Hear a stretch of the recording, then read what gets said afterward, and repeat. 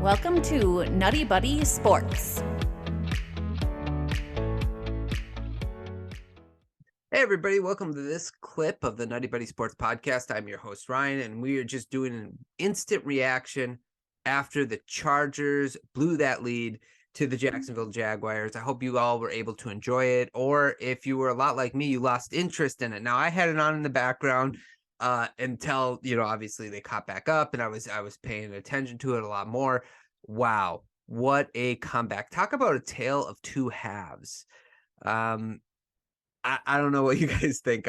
My friend Luke, who's been on the podcast before, if you guys listen to it, he's a huge Jacksonville Jaguars fan, so much so that he bought a ticket and he was at the bank tonight for this comeback. So I'm kind of happy he went to experience that game. So what happened? I don't know. That's what I'm going to say. The Chargers chargered. The Jacksonville Jaguars somehow did not, end up doing what they do. The biggest adjustment, so Trevor Lawrence had a great second half, awful first half. Not all the interceptions were his fault. But I think one thing, I was talking to Tyler, who's a Chargers fan, and he's like, I thought the Jaguars were going to come back and win the entire time. And I'm like thinking to myself, why would he think that? And it was probably because, I don't know, I can't speak for him, but I would say there was two red flags in the first half. The first is that the Chargers won the turnover battle 5-0. And the second thing is the Chargers were getting a lot of the calls in the first half. And in the second half, the officiating was awful. And both sides have a right to complain about calls, but I feel like a lot of them went against the Jacksonville Jaguars as far as the calls and no calls that were going on. And I just, I don't like to play the officiating game, but sometimes it's atrocious. I wish the NFL had a way to save the officials from themselves sometimes, because there was some awful ones and some awful missed calls. But pushing that aside, the fact that they won the turnover battle 5-0, they had a lot of the calls go their way, and they gave up a touchdown at the end of halftime, and they had a 20-point lead. It's like, well, this is not insurmountable, right? Like, we've seen it before, and we got to see it again. Trevor Lawrence started the game out with the first half of the game with the one touchdown, 4 interceptions, ended the game 4 touchdowns, 258 yards or 288 yards. I can't tell. The print on my computer is a little small. And they also he also had the 4 touchdowns and 4 interceptions. Doug Peterson, what a coach, such a good coach. One thing, the Chargers got out coach. And if you're a Charger fan, I want to know right now, if you could take one moment and tell me in the comments below, do you want to keep your coach? Do you want to keep Brandon Staley? To me, I would move on from him. He had a couple years now. It's not entirely his fault, I would say. Players have to play, right? But at the same time, there's been too many mistakes and blown leads and these weird circumstances that happen, not only around Staley, but even the Chargers in general, right? Like, that's where the phrase, the Chargers are going to charger or whatever, I don't know. But it is ridiculous that they lost this game. Now, Mike Williams not being in the game was bigger. It was noticeable because where, he has Keenan Allen, but who's the guy when he needs to throw the ball up there, give his receiver a chance to win the battle for the ball?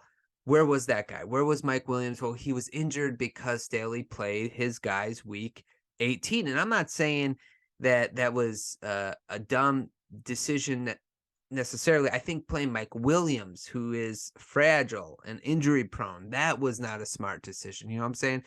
So that's another, reason why I think I'd move on from Staley, go after a young offensive minded coach, or Sean Payton. That's another guy you could go after. Nick Bosa had 2 big penalties. One, he was lined up in the neutral zone. The other one with that throwing the helmet because they missed a false start. And I get it. I understand why you're upset, but you got to keep your cool. And the other thing is, Joey, if you've been watching the game, there's been a lot of missed calls. There's been a lot of calls going your way. So because they missed one call, possibly, you can't let your emotions take over in that moment. You just can't. Asante Samuel Jr., 3 interceptions. That's pretty awesome. The one I was most impressed with was the one where he basically read the route that Ingram was going to do and ran the route for him. And he was basically like the receiver in that play where he picked it off. So the Chargers have a very talented roster. Any coach going in there is going to have a good cast of players to work with. I think, I think the Chargers will be okay. Okay. So that's where I think they'll, where the Chargers go from here. Now, one adjustment I feel like Trevor Lawrence and Peterson may have made as well, real quick. And maybe I'm wrong. Maybe you can let me know if you saw this too. But a lot of the attacking was in the middle of the field in the first half, and balls were getting tipped and interception. It's not that they avoided the middle of the field, but I thought I noticed that they were throwing outside the hash marks more in the second half, and the wide receivers were going up and getting the ball. And Lawrence, instead of throwing the ball in the middle of the field, was going outside the numbers and giving his players an opportunity to make plays. And I think that was a wise adjustment, because it seemed like the Chargers were bent on stopping them from throwing it in the middle of the field. Other than that, the play call that Doug Peterson, there was 2 play calls I got to call out that I really love that Doug Peterson called.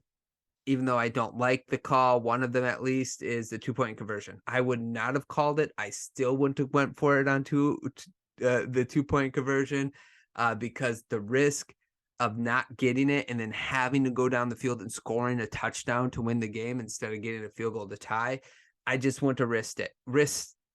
I want to risk it. But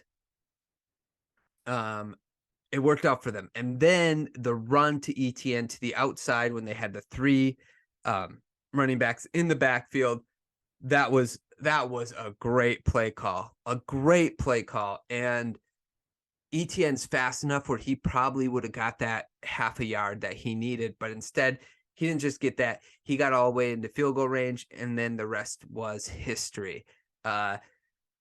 So yeah, good for the Jaguars. If you're a Jaguar fan, know that I am rooting for you guys, that Luke had awesome time at the bank. He enjoyed himself a lot. I can't wait to actually talk to him on the phone, but he was texting me Duval. So there is that.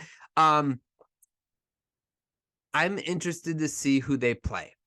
I am interested to see who they play next week. How far can they go? Listen, I'm not going to say they can get to the Super Bowl, but we have seen crazier things happen. I don't think they're better than the Bengals. I don't think they're better than the Bills or the Chiefs. So I think they'll lose to all 3 of those teams. But overall, an exciting win for Jacksonville Jaguars and Jacksonville Jaguars fans. And for you, San Diego, Los Angeles Chargers fans. I hope I didn't say San Diego before. If I did, I'm sorry. LA Chargers fans, next year it'll be, hey, I'll be with you shortly. Okay. As a Dolphin fan, I'll be after tomorrow's game, I'll be right there with you. So don't feel too bad. You have company, or misery likes company, or whatever you want to say. Anyway, that's all I got for the game. Really cool game. Instant reaction. If you haven't yet, subscribe to the channel. I'll be doing instant reactions to some of the other games as well. So look out for that. Like the video if you like what you hear. Comment down below. Let me know what you thought of the games, or even key moments in the game. Also, tell me how far you think Jaguars can go, or what the Chargers should do this offseason. I'll take any of the comments that you guys throw at me. Also, check out our podcast. I'm going to put a couple podcasts of our prediction, who we picked throughout the Wildcard weekend down below. So if you'd like to listen to those. And I also have one where we do a season award show, and it's not like the MVP and stuff. We do weird awards. So check that out as well. Thanks so much for listening. I hope you guys enjoyed, and we will talk to you guys soon.